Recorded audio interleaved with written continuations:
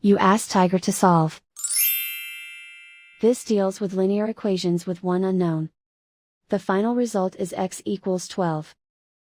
Let's solve it step by step. Simplify the expression. Break up the fraction. Find the greatest common factor of the numerator and denominator.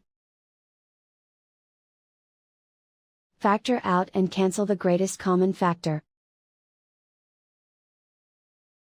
Expand the parentheses. Group the coefficients.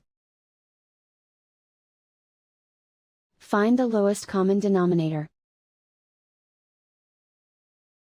Multiply the denominators. Multiply the numerators. Combine the fractions. Combine the numerators. Group all constants on the right side of the equation. Add 1/5 to both sides. Combine the fractions.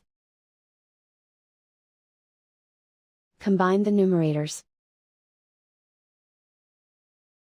Reduce the zero numerator.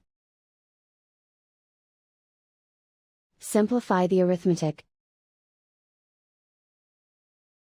Convert the integer into a fraction. Combine the fractions. Combine the numerators. Isolate the x. Multiply both sides by inverse fraction 10/1.